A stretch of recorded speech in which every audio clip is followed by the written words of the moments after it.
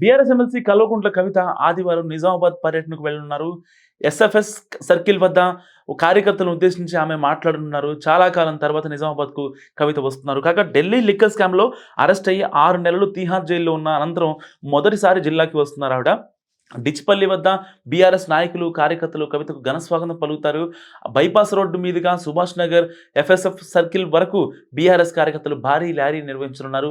అనంతరం SFS circle వద్ద తెలంగాణ తల్లి విగ్రహానికి కవిత పుష్పాంజలి ఘటిస్తారు. అక్కడే ప్రజలను ఉద్దేశించి ఆవిడ ప్రసంగిస్తారు. కాగా అసెంబ్లీ ఎన్నికలకు ముందు ఓ మాట గెలిచిన తర్వాత మాట చెప్తూ సీఎం రేవంత్ రెడ్డి 2 నాలుకల ధోరణి ప్రదర్శిస్తున్నారని ఎమ్మెల్సీ కల్వకుంట్ల కవిత మండిపడ్డారు.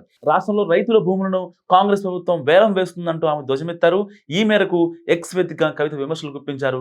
కామారెడ్డి జిల్లా నస్రుల్లాబాద్ మండలంలోని మైలారం, దుర్కి, నస్రుల్లాబాద్, మిర్జాపూర్, నాచుపల్లి రైతుల భూముల వేలం వేయడాన్ని కవిత ఖండించారు.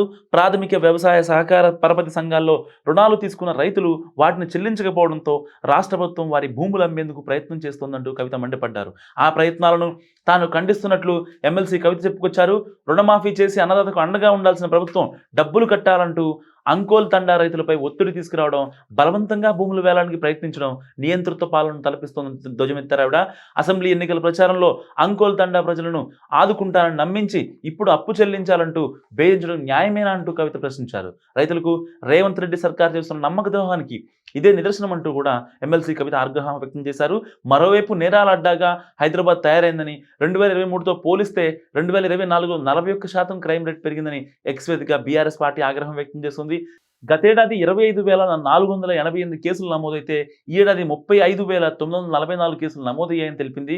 నగరంలో దాడులు, హత్యదంతాలు, ప్రాపర్టీ ఘటనలు పెరిగిపోయాయని కూడా ఆందోళన వ్యక్తం చేసింది. హైదరాబాద్ పోలీస్ కమిషనర్కు సంబంధించిన 2024 వార్షిక నివేదికను కమిషనర్ సివి ఆనంద్ వెల్లడించారని, ఈ విషయాలని ఆ నివేదికలో ఉన్నట్టు ట్వీట్ చేసింది. బీఆర్ఎస్ హయాంతో పోలిస్తే ప్రస్తుతం నేరాలు పెరిగినట్లు కూడా స్పష్టం చేస్తున్నారు కవిత.